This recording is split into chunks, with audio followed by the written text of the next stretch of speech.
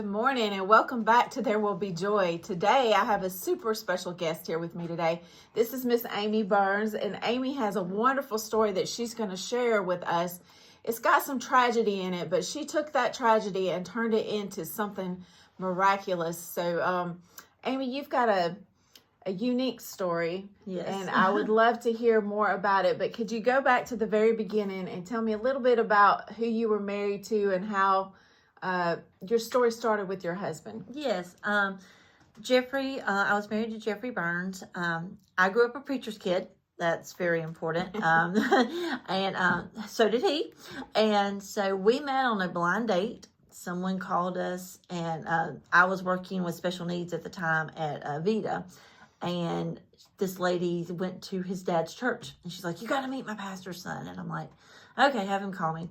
So he called me, and we went out, and we always laughed because we went out on, he called me on February, we started dating February the 26th, and he proposed to me April 16th, and we were married November 25th.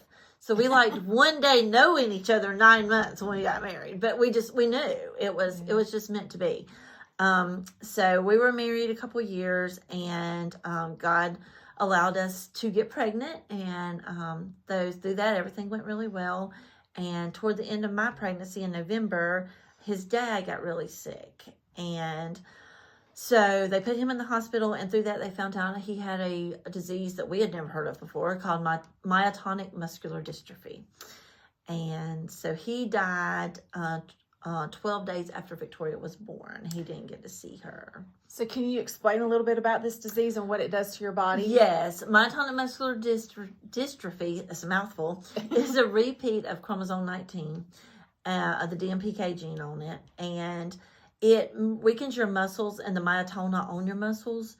So it affects your heart. It affects your walking. It affects your talking. It affects your eating. I mean, you name it, it can affect it. So like his dad, the reason we knew it was getting bad with him, something was going on because he was getting choked every time he ate. Okay. So it'll affect every living part of your body because if there's myotona, those muscles, it's going to attack them. Mm-hmm. So Victoria was born. 2 years later, Jeffrey started showing signs, and we had him tested and diagnosed. And so then there our journey began. And he did good for a while. He was healthy. And then Victoria's probably about 7 or 8. He started getting really weaker. And then the wonderful thing of COVID hit. And so when he got COVID, that was it for him pretty much. But of course, again, a God thing, he lived through it with his weakness in his body. And he got that first strand that was so strong. So he lived through it, and he was always so happy. Oh. I mean, COVID didn't get him down. Being pretty much housebound didn't get him down. He was always happy. He was always cheerful. He was always giving God the glory. He was just, everybody that met Jeffrey loved Jeffrey. Mm-hmm. He was just that type of person. Was he in the community some? He was. We would get him out some. We would. I had my best friends. Our best friends had a pool and a hot tub. And so we would take him over there, and he would sit on those steps, and he'd think he was big stuff because he could sit in the pool. Yeah. And we would take him out on the lake because he loved being outdoors, and he loved the beach and all that stuff. And we would take him to like the small beaches that we could go trips with. I couldn't do it by myself, but thank God he put friends in my life that was able to help me and get him places and do things with him that his last years were very enjoyable. He was at home a lot, but he got to do a lot as well, considering his disabilities. July of 23, they put him on hospice. Okay. They said, yes, he's terminal. His lungs were at like 25% capacity. Mm-hmm. So we were Because the muscles just the stopped muscles, working? the muscles in his lungs just was not working. He couldn't, his diaphragm, he couldn't breathe the in and out and get those deep breaths, and pneumonia would settle up in the bottom of his lungs. And so, but he was still happy, and he was still joyful, and he always made us laugh. Victoria and I now will sit and we'll talk for hours about just funny things he would say or do, or we'll be doing something and be like, oh, your daddy would say. Yeah.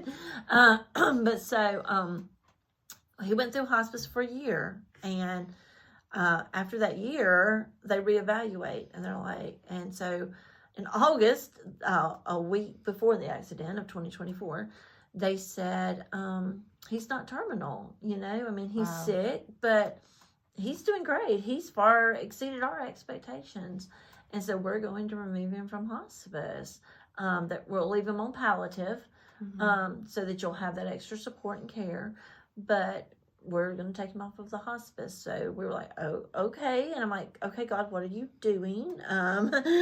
This extra help is nice. Yeah. But at the same time, I'm like, okay, well, maybe, just maybe, we'll have him a little bit longer, So during this time when the doctors originally told you, okay, we're going to place him on hospice, did this change the way he acted towards you, or did he start doing things to kind of prepare you for maybe he's not going to be around? And did y'all start praying more that God, hey, let's start healing him? Well, no, we've always prayed, like from the beginning, that God's will be done with it. If it's God's will to heal him, we knew he could. I mean, he can raise the dead, so we knew he could heal them.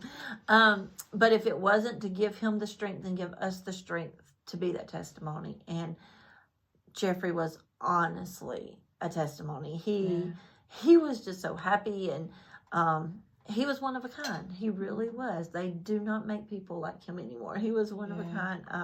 I got very blessed in my life to have him.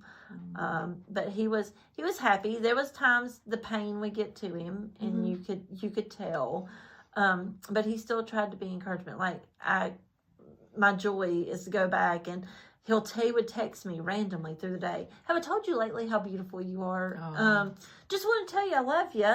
And I'm like, just randomly. And I was just like, okay. And so he would text Victoria stuff like that too. And so that meant a lot. But that's just the type of person he was. He always stayed upbeat and happy.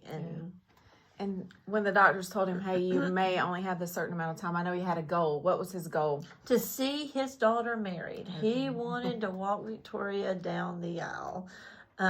She was dating a guy at the time. Well, actually, they were just friends at the time. Friends, yeah. And then, but then they did eventually start dating. Okay.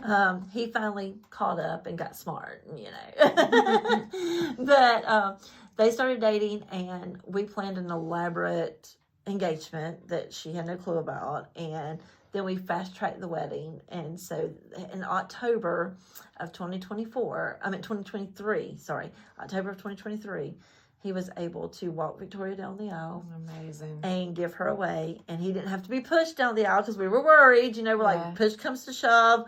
I will push him. He will still be there. But we were literally able to walk him down. He walked her down and was able to give her away at the wedding. So he got to have his dance with her.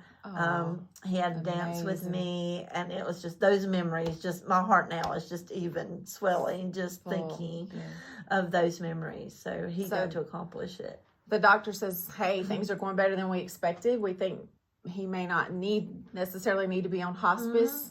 Things gets changed around. And for those of you that don't know, if you're on hospice, it means you typically have 6 months or less to live.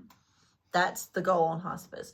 So when they took him off of hospice, they were saying he has more than 6 months to live based on what we're seeing. Nobody knows, of course, as we've soon seen, but based on what we're seeing, that's what they were saying. And when was this? This was the week before, the third week in August. Okay. So 24. Of 24, yes. They took him off because he had been on a year. His decline had not been what they expected. So You know, and now to me, I'm like, are y'all crazy? Because, you know, Yeah, I you wanted see to him. care for him and I saw the decline and, you know, I'm like, but then that, like I said, that part of me was just like, okay, well, maybe, just maybe, Yeah. we get to keep him a little bit longer. Yeah. We had prepared as much as you can prepare for him to pass. You know, I honestly thought I would wake up one morning and walk into his bedroom because we had separate bedrooms because he had to have a hospital bed. Oh, yeah.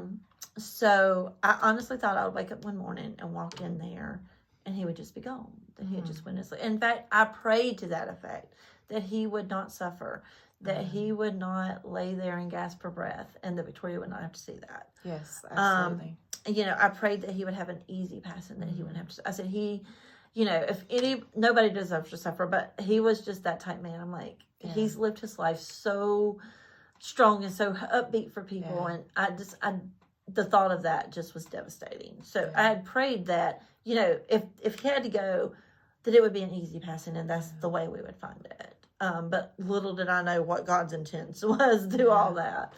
Anybody who's taking care of somebody, and I took care of my father, and he was in hospice, and he did die within the 6-month range. But at the end, their bodies. Somebody once told me, you labor to get into this world, and you labor to get out. And it's hard. And your body goes through a lot, and it's hard for the family members to sit there and see the passing of the person because you're so used to seeing them strong and healthy, and as they start to lose their life, it's heartbreaking. Yeah, so I had those moments too with my dad at the end. I was just like, okay, Lord, you know, he's ready to go. If he's not getting better, let's just let this be the moment. So I think that's very common for a lot of people, especially anybody who's gone through hospice. You know what those moments are like. But for you, God had a little bit of a different plan, and it was very unexpected. He did. So just a little bit before then, so the 1st of August, I take care of my mom and dad's medical. My sister and I split taking care of them, which they can still do a lot for themselves. But so the 1st of August, I took Dad in for a routine heart catheterization just to check everything out. Within 5 minutes, the doctor was back in the room and said, we're admitting him right now. He has 3 blockages. Oh, wow. One's 99%, one's 95%, one's 90%. Oh, my goodness. Now, this is coming from a daddy's girl. Now, I am a daddy's girl. I always have been. So we were just like blown away. It's like, oh my goodness. So they put Dad in the hospital. They did his open heart surgery. Open heart surgery. They did. They had to go in. They couldn't just do stents. They had to go in and do the actual surgery. They did a triple bypass. I going back and forth staying with them. And so one night, right before I left, I asked my friend, I'm like, will you check the water in my car? Because my car had been acting kind of funny. I said, will you check the water in my car? And so he came back in. I'm like, okay. He's like, your water's fine. And he said, but, I'm like, but what? He said, the motor's gone. Your motor's fixing to blow in your car. Oh, wow. And I lost it. I'm like, are you kidding me? I can't afford a motor. I can't. I'm like going nuts. And just calm down. And my best friend was like, you're going to take my Jeep. You're going to go. You're going to take care of your daddy. You leave this to us. We'll figure this out later. Okay. So it took a little bit to trying to figure out my car and all that stuff. So in the meantime, I switched over to driving my friend's truck, his F-250. That's very important in the story. Me, I'm devastated that my car is all messed up and I don't have my car. And I'm like, what else is going to happen? You know what I mean? Why is this happening? So August 31st, my goddaughter got married. We went to the wedding. My husband was there. We had a great time. He got sick at the reception, which is always normal. And we'd already planned that Freddie and Ashley, my best friends, were going to take him home.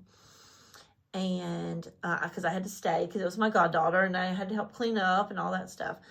So they took him home. I stayed, got everything cleaned up, went to their house to pick him up. In the meantime, my daughter was the maid of honor or matron of honor, and she had helped clean up, and she had went with my cousins that night, which is unusual. Normally she's tired and she's going home and she's done.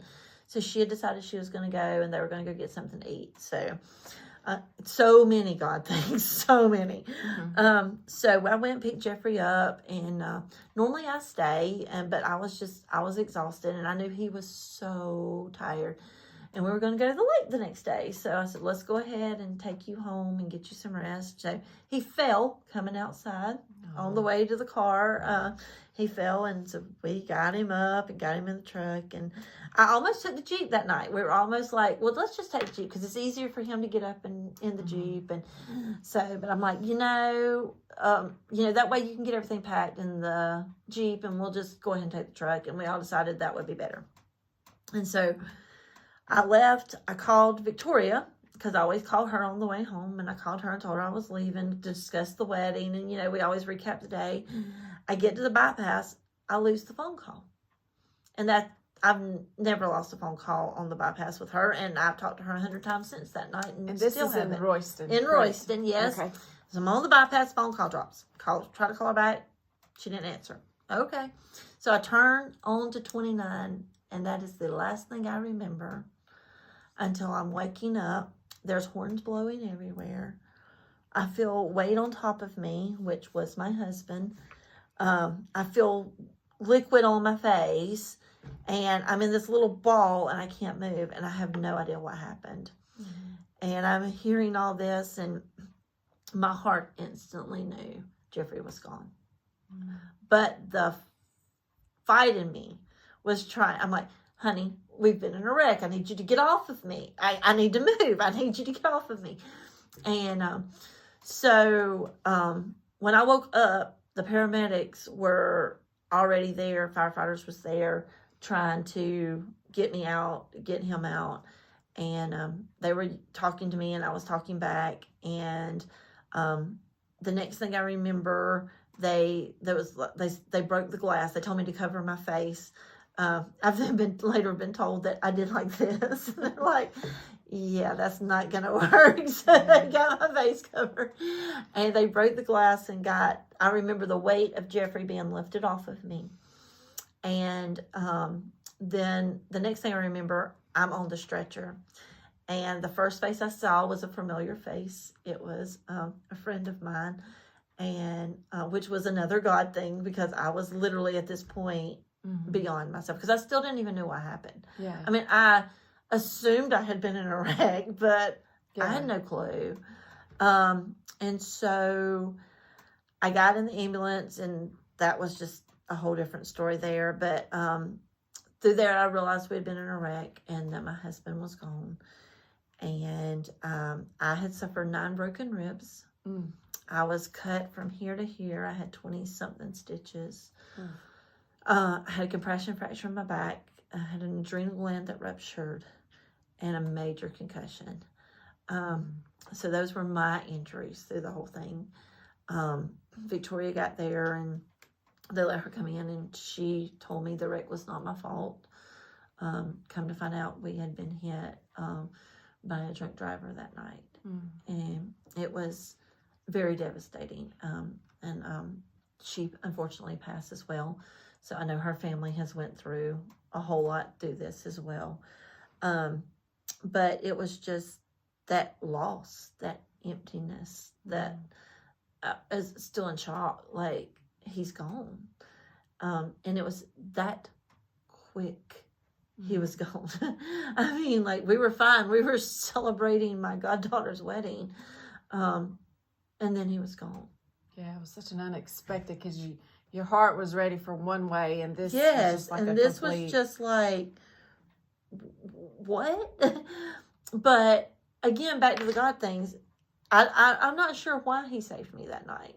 And I've thought about that many times, but I know he's not done with my life. He's not. And I want to make sure that I do serve him, and I do fulfill whatever he has left for me. The funeral was a huge testimony of Jeffrey. People started lining up at 5:15 and did not quit coming by me till 8:30. Honestly, a lot of it's a big blur for me, because I was still recovering, still in a lot of pain. but just a major testament of his life and what kind of man he was and how wonderful he was. But through it all, another God thing that night is that I wasn't on the phone with Victoria. I mean, if she had heard that accident, the fact that she was with someone when she got the phone call that had happened. Yeah. He was on oxygen. His oxygen tank was thrown out of the truck, so it didn't explode. Yeah. I mean, just so many God things. And I have been told by witnesses when they came to the truck and looked in that my husband had such a light around his face that they had never seen anything like it. And that just, I'm like, yeah, I have no doubt where he is. He's breathing well. He's running. He's having a great time. He's talking with his dad. He is having a miraculous time in heaven. Yeah. We had a show going on at the time. I'm over Franklin Community Players in Livonia. And so we had a show going on at the time, and everybody's like, are you still going to do the show? And I'm like, yeah, Jeffrey would be mad if we stopped live. Yeah. So with a lot of help from the friends and family and the theater family, Give us a little more information about the theater, just for people out there who don't understand what that is. Tell us a little bit about it. We have a theater. It is community theater. It is for all ages. I think my oldest actor is 80 now, and my youngest is like 6. So, I mean, it is for all ages. The theater, I have seen how it can change people's life in so many ways. My daughter's prime example, shy, chubby little kid, had no self-confidence whatsoever, and now she's directing shows and training kids to be all they can be with that self-confidence and that just drive. It builds friendships. It builds relationships. There's so much. In fact, Evan even proposed to Victoria at the theater because it meant so much to them. It is for no matter what your ability is. Well, we welcome all abilities. We welcome special needs. We welcome everybody. I mean, there is a place for you. And say, oh, I don't like being on stage. Well, we can use you backstage. It's a fun thing to get involved with. In fact, we have a show coming up this weekend, Friday, Saturday, and Sunday. We're doing a murder mystery. It's Murder by the Book. And it's all historical authors that are, but it gives me an outreach to work with the community. It gives Victoria an outreach to work with the community. It gives others a place to come and find themselves and have a home. So if somebody wanted to go to one of these shows, where could they go? How could they get? They could go to our website at franklincommunityplayers.com or they can call me. And my number is 706-491-1538. I'll gladly talk to you about theater. I'll gladly get you tickets for this weekend. It's just fun. It's a wholesome place you can go, spend time with your family, and to see shows and stuff. We do car shows, we do singings, we try to do all kinds of stuff throughout the year. We've been Where is this one going to be at? This one's going to be there at the theater at 12005 Augusta Road. It's at the Livonia Cultural Center. We're in the old National Army building. So that's our home now. Oh, I think I've seen the sign out there. I know exactly what you're talking about. It's almost across from Dill's. Yes, that's where we're at. So yeah, we love it there. And Jeffrey was always there. Like when he was able, he would help me. So I have really missed him being there. But again, it's one of those things. I want his life to shine on.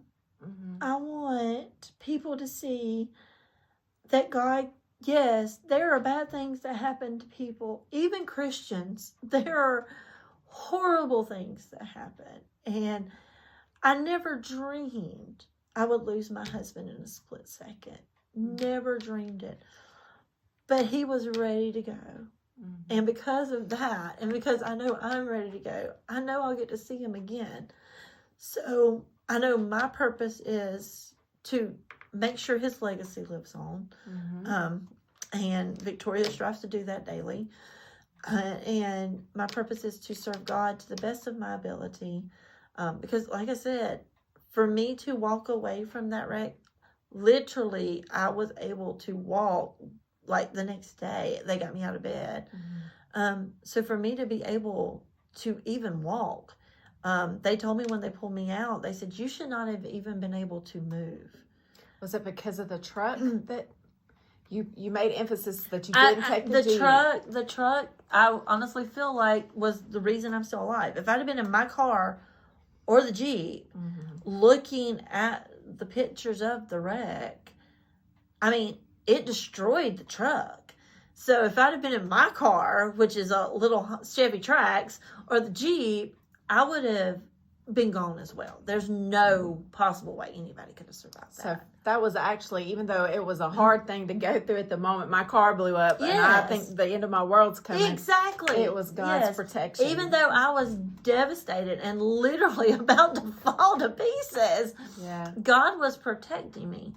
And so I've learned, even when bad things happen, we have to remember sometimes God has a bigger plan. Amen. Because if he'd have listened to me whine and complain and fixed my car, then I would have been gone too. But he knew, he sees the bigger picture. And so sometimes we don't. And yes, it was a tragedy, but God saved my life through it as well. He knew what was coming. And sometimes we get all upset and we get all frustrated, but we don't know what's coming. We have to trust him because he does. And, I mean, just time and time again, so many things, like I said, that led up to it, that I have never been mad at God for this. Now, I won't say I haven't questioned him and said, what was this purpose? I miss him. Why is he gone? Every day that goes by, I miss him. And I mean, it'll be 7 months this weekend, and it's still, my heart still hurts like it was yesterday. But he had a purpose and he had a plan. And again, he could have been, not that you can imagine something worse, but he could have been saving him from something worse that would have happened down the road. So you never know. Well, I definitely wouldn't want to take God's job, but you prayed, God, let it be something quick, and maybe that was his answer to that. From what I'm not saying heard, that that's true, but yes, I thought that as well. From what I have heard, from all end accounts, from the coroner, from everybody that was there, he did not suffer. It was very quick for him, and he did not suffer. And you were the only survivor in that accident, correct? I was the only survivor, which really, really puts a whole perspective on life and makes you think. I mean, I'm very grateful to be here, but very, okay, why? I mean, you got to, it puts a whole new perspective on life, to say the least. And the way you describe his body kind of being over yours, it's almost like he was trying to protect you. Me. Someone else had said that as well. Like, he was laying on me, which now we both weren't wearing seatbelts that night. But again, I think that was probably one of those things that would have probably caused a little bit more damage. If not, if I'd have been tightened in and couldn't move. But yeah, his body was laying on top of me. And I mean, we were able to say a proper goodbye. To go through that wreck, I looked like I had been in a fight and was beat from head to toe. I had bruises. I looked like the Bride of Frankenstein with my head all cut up. And my face was purple, and I looked rough. There was not a scratch on him. Except for the back of his head, and you couldn't even see that. There was not a scratch on his body. I mean, tell me that wasn't God, because Victoria and I were able to say that proper goodbye and have that closure, and help our hearts heal a little bit. So I mean, again, I can't be mad at God, because you see him working through so many little things through the whole thing. So if there's somebody out there that's kind of gone through something like that, sometimes when unexpected things happen in life, we want to hold on to the anger of it or the grief of it and just live in that moment like, God, why? I'll be the first one to tell you, I've had moments in my life when I've done that, and when I've just sat in it and I've just like stewed in it almost is what I would say. What would you say to somebody who's going through an instance like that? Since you've been through that, you had the opportunity to do this, but you've clearly not taken that route, and tell them the freedom that you've received in not doing that. It gives you a more sense of purpose. It honestly, it makes me feel very loved, that God loved me so much to protect me. Even though I didn't see it at the time, I was very upset and frustrated and wondering, why is this happening? God was protecting me in so many ways. And I just feel loved. Amen. And if you're going through that, know God has a plan. As I said, I grew up a preacher's kid. So it was always, God has a purpose for this. You may not know what it is right now, but God has a purpose. And I always go back and I think about Joseph. And, he went through some horrible things. And I'm sure there was times he wondered, God, why are you doing this to me? Yeah. But he had a plan to save the nation there, and to use him miraculously. Yes. So when you're going through something, and we're human, and we're going to wonder why, and we're going to get frustrated, and I'm not going to act like I'm super spiritual and I'm a great person. There are times I sit and I cry and I scream, and then I pick myself up and I keep going. Because there are times my heart hurts so bad, I don't know that I'll be able to even get out of the bed. But I know that there's a reason, and there's a purpose, and there's people that's counting on me, and there's people that's depending on me, and I can't let myself get down. So just know that God has a purpose and a plan for you. And it may seem bleak and dark and the worst time of your life, but he will bring you through. And even though you may not understand it, I still don't understand. I still don't understand why Jeffrey had to leave. But I know there was a plan. And I know there's a purpose. And I just have to keep seeking that purpose. And thanks for his wonderful grace and the blood of Jesus Christ that I will get to see him again. Amen. And that gives me hope. Amen. That gives me the purpose. So that's what it's all about. I think if I knew I would never see him again and it was just empty, I do feel like I would be in that dark place. And that, I couldn't be able to function. But I know without a doubt where he's at. And so that gives you that hope. And I know he's healed now. We're hurting. We're devastated. He was taking from us, and we don't have him anymore. And he's not here for me to hug and love on me and just hold me when everything's falling apart. But he's happy. He can breathe now, and he can run, and he can walk, and he doesn't get choked. And how can I be mad that he's celebrating in heaven, So Amen. I miss him, but he's happy now, and he's there's a purpose. There's a purpose. Yes. And he's not suffering, and that's what I wanted. I didn't want him to suffer. Didn't want it to happen that way. Yeah. But I didn't want him to suffer, and he's not doing that now. Yeah.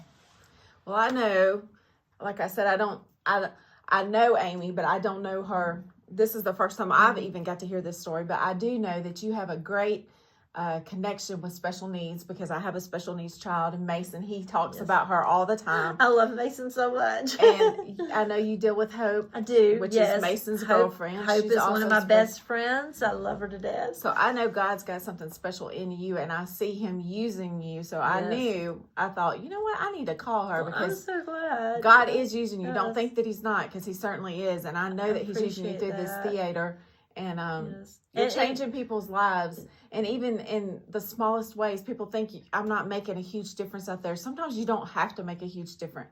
It's just the small things that matter to a lot of people. It's small things that matter to me, because I'm thinking, Lord, I prayed for so long that Mason would just find a friend that would be similar to him. And now that he's found Hope, and then I'm like, well, it's hard for me to get back and forth and juggle all this. And praise God, you and Amy, between you, Amy, and me, we can get them all together. And it's just the little things. But don't ever think that God's not using you, because he's using you in great ways in all kinds of lives. I appreciate that so much. Especially in CSP, because CSP, there's always a need there. So it is, and I love, we use our theater a lot to do things for CSP. And I'm always willing to help out with them anytime I can. That's a great organization. And again, it's the funny the God things. When I first married Jeffrey, I met Jeffrey because I was working at Avita through working with special needs people. And then God was using me that and giving me that training so I could try to help other people and understand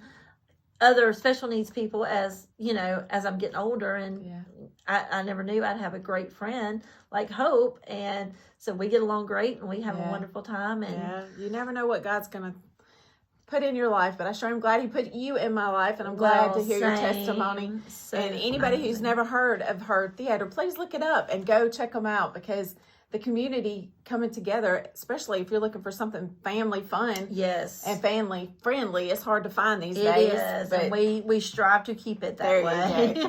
Come on out, and if you've got acting or any type of skills that you think might help the theater, please get in touch with her as well. Even if you just want to hang out sometime, just want a place to go and have some fun, just come see us. We'd love to have you. All right. Well, thank you again so much, Amy. What a wonderful testimony. I really appreciate it. And again, if anybody out there has a story that you would like to share that's similar to hers or any others, we would love to hear your story. So please get in touch with us at One Hope Outreach Ministry and contact us anytime. We're here if you need prayer or any other type of situation that you have going on in your life. And we look forward to seeing you again next time on There Will Be Joy.